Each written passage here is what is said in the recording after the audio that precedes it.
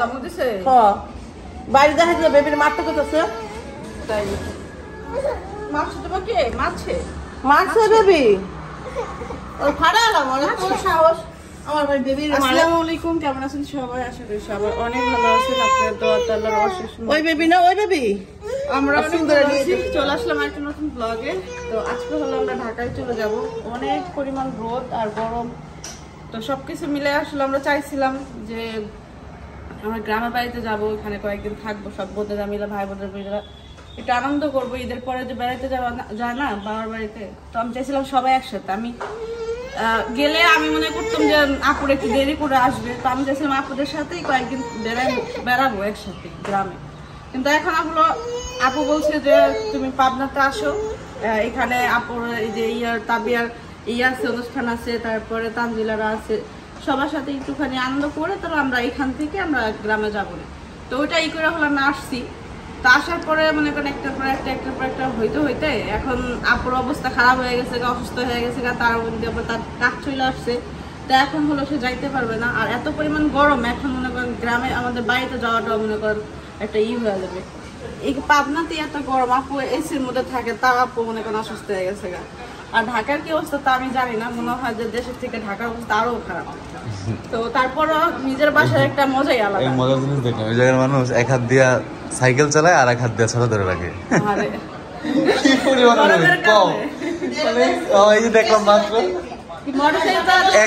একজনের সাইকেল চালায় এক হাত দিয়ে আর এক হাত দিয়ে হচ্ছে ছাতা ধরে রাখে মাথার উপরে। এত পরিমাণ গরম মানুষ অনেক গরম। তো এখন আমি যাই না, তারপর নিজের বাসায় মজাই আলাদা। তো ভাবলাম যে এখন বাসায় চলে যাই, ঢাকাতেই চলে যাই, মচমচ হয়ে গেছে। তারপরে আপুর আবার কয়েকদিন পরে যখন গরমটা কমবে, তারপর আপুর আবার যাওয়ার আগে এখন অনেক পরিমাণ গরম। আমি ঢাকায় এখন চলে যাবো, এই জন্য হলো যে কাপড় চোপড় গুছিয়ে গেছি, কোনটা কোন জায়গায় আছে। আসো আসো আসো, যেটা পড়ো না সেটা পড়ে যাবে, শুকিয়ে তো দাও এটা পড়ে যাবে। কি করবো এত গরমের মধ্যে ভালো কি একদম কিছু বলবো। হ্যাঁ কাপড় চোপড় গুছাবো। আর আপনি আজকে সকাল সকাল ঘুম থেকে উঠেই হলো খুন খুন খুন খুন করতেছে, এতদিন খুন খুন করে না কেন, মানে আজকে চলে যাওয়ার মতো, এই জন্য মনে কোনো আগে থেকে বুঝতে গেছিল, এই জন্য আমাদের খুন খুন করতেছে। ড্রামা ড্রামা এই কয়েকদিন আপনি অনেক আনন্দ করছে, অনেক আনন্দ, অনলাইনে প্রথমবার এত আনন্দ করছে। তো এই যে এখানে দেখতে পাচ্ছেন সব অবস্থা এগুলো গুছাবো, গুছিয়ে হলো ঢাকায় চলে যাব। তারপরে দিন আমরা হয়তো 1 মাস পরে আবার সবাই মিলে হলো গ্রামের বাড়িতে যাবো। আপুরা না গেলে আমি আসলে যাবো না, সবাই মিলে যাবো, একা একা বেড়াতে যাবো না। আর সাবিনা পুরো হলো নিজেদের বাসায় চলে যেতেছে, এখন যে আসলে লাভ নাই। তারপরে আমাদের বিজনেস স্টার্ট করতে হবে, অনেক সময় হয়ে গেছে, এই জন্য হলো ভাবলাম যে এখন আর গ্রামে যাওয়া দরকার নেই, কেন ঢাকায় চলে যাই। আর যা ঈদের পর একটা বেড়ানোটাই থাকে, মন মানসিকতা থাকে, ওটা তো আমরা বেড়াইলামই কয়দিন তো বোনের বাসা আনন্দ করলামই। আর কত করে কি আপনাদের জন্য কত ড্রেস আনছি, এগুলো এখনো পর্যন্ত পরাই হয় নাই কেন, কারণ আমি তো নিয়ত করে আসছি যে আমরা যাবো বাইরে যাবো, এই জন্য তো আমি অনেক কাপড় চোপড় নিয়ে আসছি, সেটা অনেক কাপড় চোপড় পরা হয় না কেন।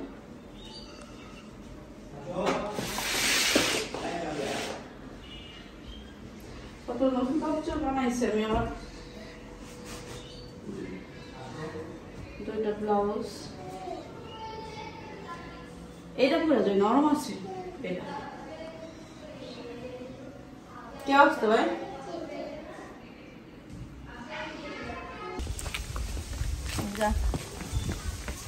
3টার দিকে হলো আমরা রওনা দিলাম, 3:09 বাজে, 3টা থেকে অনেক গরম আমার লাগে। তোমার দিলাম রে, তোমার দিয়ে দিলাম দাদি, তো তোমার দাদা না দাদা আবার হ্যাঁ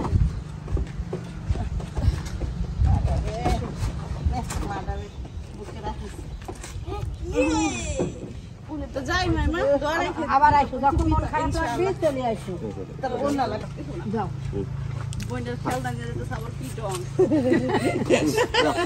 বাবু আল্লাহ হাফেজ আম্মু ওটার মধ্যে দেখি দেখি রেডি করে বসটা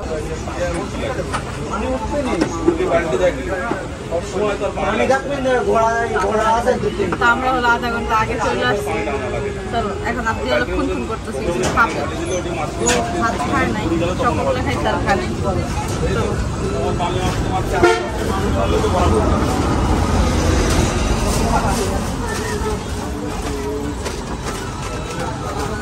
আট পিস দিয়ে দিলাম 8 পিস দিয়ে দিলাম ঠান্ডা হবে 50 8 পিস প্যাকেট আছে 14টা না না আরে ফ্রি দিয়ে হিসাব করে দেবো এদিক দিয়ে গেলে ভর দিয়ে দেখবে সারাদিন এটা পাইপ হবে না ভাইয়া কই আপনি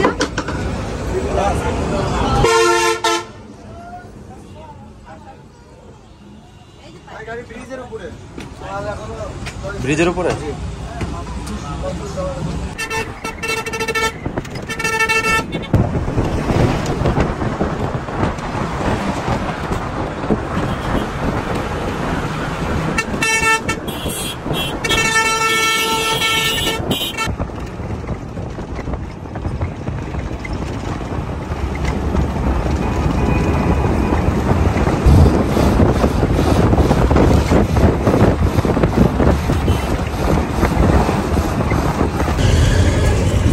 দেখেন আমার আপডিয়ার অবস্থা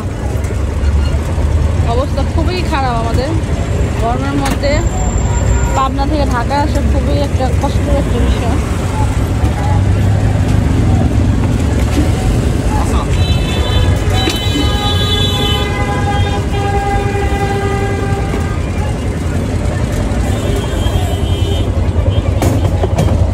আম্মু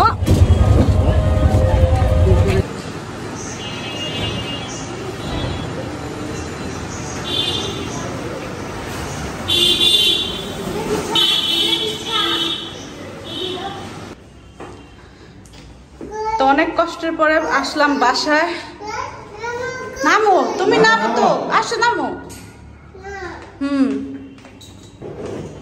তার মধ্যে আমরা নন এসি গাড়িতে আসছি ধুলো বালি অবস্থা খুবই খারাপ মা এটা পরে দেবো ওকে রুমে যাই নয় চলো চলো রুমে যাই তারপরে আর এসি গাছ মানে এসি বাস পাই নাই তারপরে কালকে আসার কথা ছিল কালকে আসতে পারি না কেন এই লাইট নেটা বন্ধ করে গেছি না লাইট চালাই গেছিলাম সব বন্ধ করে গেছিলাম কি গন্ধ রুমের মধ্যে আসসালামু আলাইকুম রুমের মধ্যে ফ্যাকাশো গন্ধ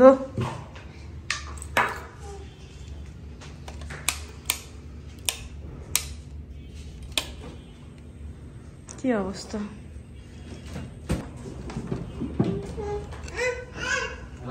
রাখো রাখো জুতা পাইছো তুমি জুতা পাইছো জুতা পাইছি নিজের বাসায় আসছি এ বাইরে তো বাতাস সুন্দর 10 মিনিট রুম খুলে রাখলে রুম ঠান্ডা হয়ে যাবো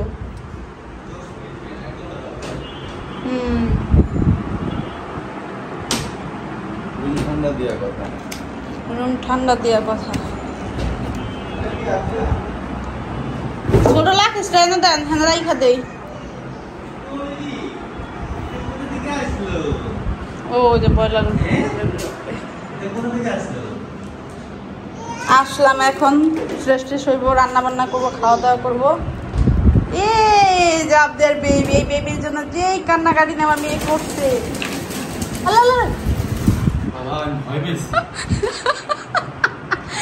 আমরা যে ঈদের ডেকোরেশন করছিলাম কত সুন্দর লাগতেছে দারুণ লাগতেছে না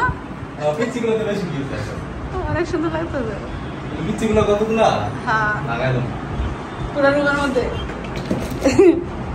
কি অবস্থা হয়ে গেছে আল্লাহ এই যে আমার মেয়ে আইসেই খেলাধুলা করতে বসে পড়ছে। রুমটা একটু ঝাড়ু ঝুড়ু দিতে হবে। যেখানে দেখতে পাচ্ছেন আমি হলো ডিমটা একটু ফ্রাই করে নিয়েছি, একটু ভাত ভাজবো। আমি একটু হলো 2 দিন ধরে হলো ঢাকায় আসছি। আমি আসার পরে ঘর দুয়ার এমনিতে নোংরা হয়ে থাকে, ঘর দুয়ার বন্ধ থাকলে। আমি ঘর দুয়ার গুছাইছি আর রান্না বান্না করছি আর ফ্রেশ হয়েছিলাম। এই জন্য পরের দিন সকালবেলা আমি ঘুমতে করতে পারিনি অসুস্থর কারণে। অনেক বেশি অসুস্থ হয়ে গেছিলাম। পাবনা থেকে আসার পরে আমি 2 দিন ধরে ব্লগও শেয়ার করতে পারতেছি না আপনাদের সাথে কি অবস্থায় আছি। নিঃশ্বাস নেবার না, ঠান্ডা লাগছে যেরকম ওরকম জ্বর আসছে, শরীর প্রচুর পরিমাণ ব্যথা। তার মধ্যে আবার নন এসি গাড়িতে আসছিলাম, অনেক অবস্থা খারাপ হয়ে গেছিলো আসার পরেই। তো আমি এই 2 দিন বিছানা থেকে উঠতেই পারতেছিলাম না। তো আজকে হলো ভাবলাম যে একটু শেয়ার করি। তো এখন হলো আবদিয়ার জন্য ভাত ভাজতেছি। এটা অনেকদিন ধরে আবদিয়াকে আমি নিজের হাতে করে খাওয়াই না, আপনি এটাও খুব পছন্দ করে।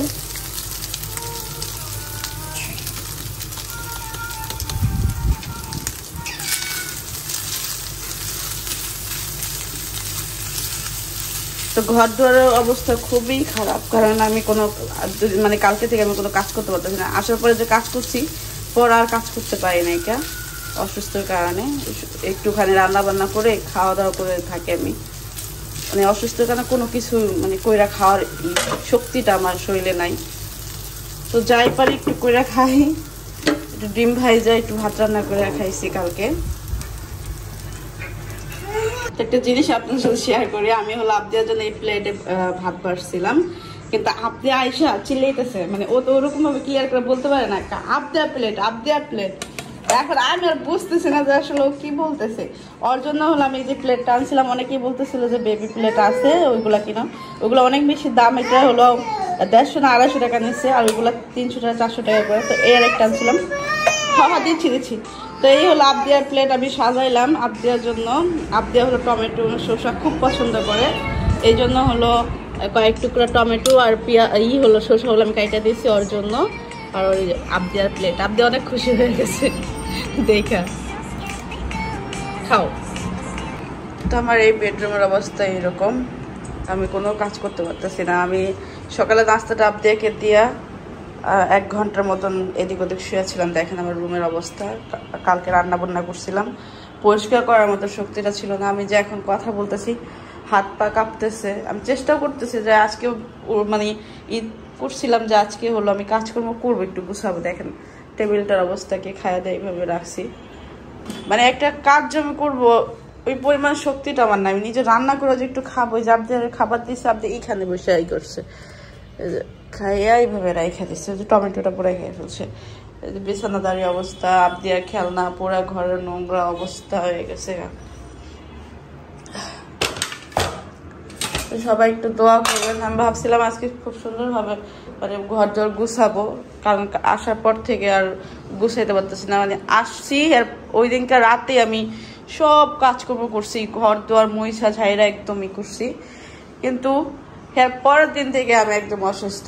আর এখন দেখেন আমার ঘরের অবস্থা। ঘরের মানুষ যদি সুস্থ না থাকে তো ঘর অসুস্থ হয়ে যায়, তো ঘরের মানুষ সুস্থ থাকলে ঘরও সুস্থ থাকে, তো এত নোংরা থাকে না। তো এখন ঘরের আমার এই অবস্থা। তো দেখি আসলে আমি রান্নাও করতে হবে, কারণ একটু আবদিয়া ক্ষুধা লেগে যাবে কিছুক্ষণ পর, আবার খাবার করবে, তো রান্না আমার করতেই হবে। তো সবাই দোয়া করবেন যাতে তাড়াতাড়ি সুস্থ হয়ে যায়।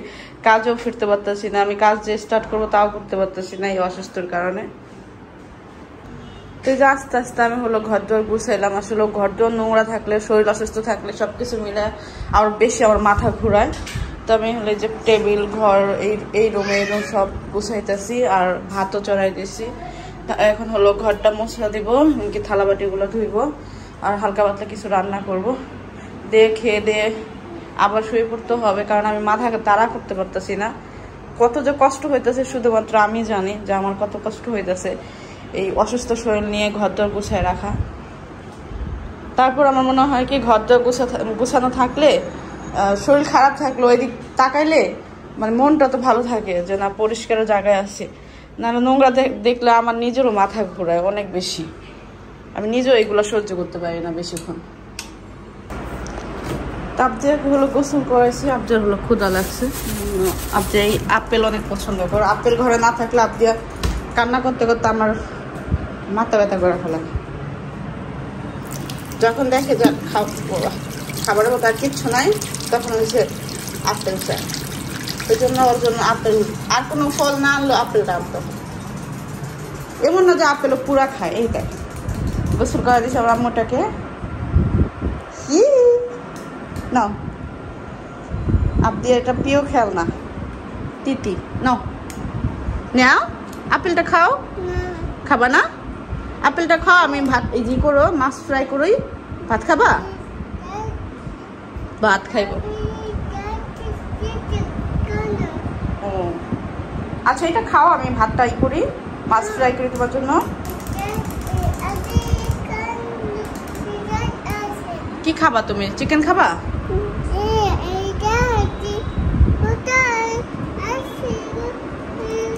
কি বলতেছে কিছু বুঝতেছে? আমি তো কিছু বুঝতেছি না।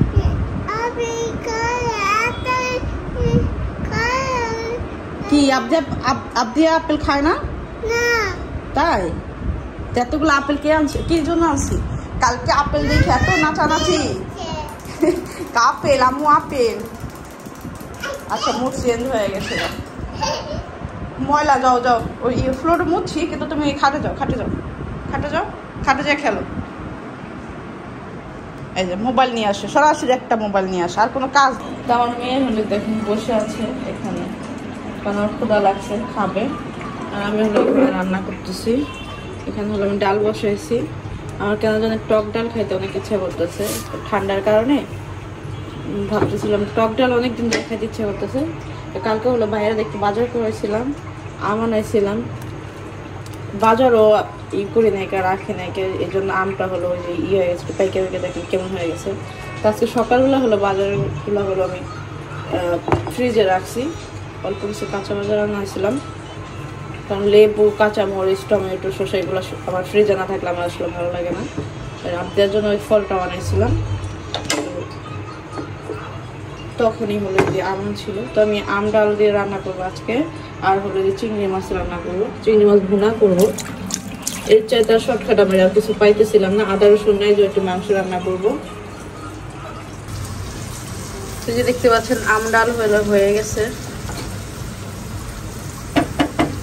অনেকদিন পর আম ডাল খাবো। আর এই যেখানে হলো আমি চিংড়ি মাছ ভুনা করবো। আমি আদা রসুন কাটছি, কিন্তু আসলে আমার এত পরিমাণ অসুস্থ লাগতেছে, আমি এখানে দাঁড়াই থাকতে পারতেছি, এই জন্য এখন ব্লেন্ডার করে যে করবো আমি সেটাও করতে পারতেছি। আমি তাড়াতাড়ি এখান থেকে যাবো, মাথা ব্যথা উঠে গেছে, আমি এখানে দাঁড়াই থাকতে পারতেছি না। আদা রসুন ছাড়াই হলো রান্না করলাম, রসুন কুচি দিয়ে দিচ্ছি আমরা। তো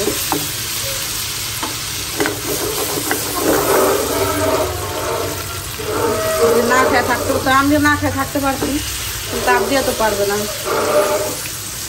আমি রান্না করতে আসতাম না যদি আবদিয়া আমার কাছে না থাকতো।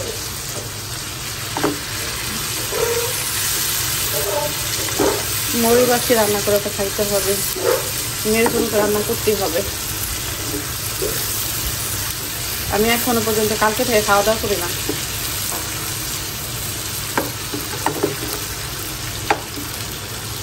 এটার সাথে চিংড়ি মাছটাও কষাবো। আমি ভাবছিলাম চিংড়ি মাছটা ভাইজা রান্না করবো, কিন্তু আসলে ভাইজা রান্না করার মধ্যে শক্তিটা নাই। এটার মধ্যে কষাই ফেলাই।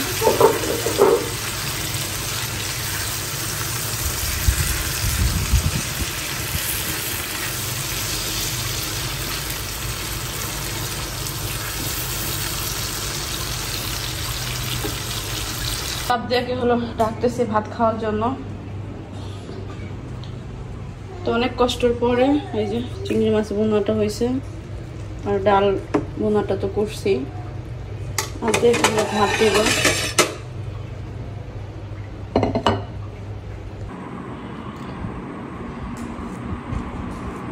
বসিস রে কাঁচামরিচটা,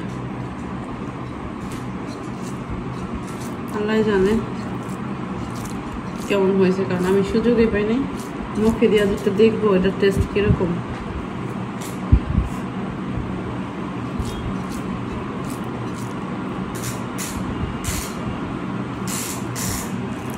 না না বিসমিল্লাহ নাও।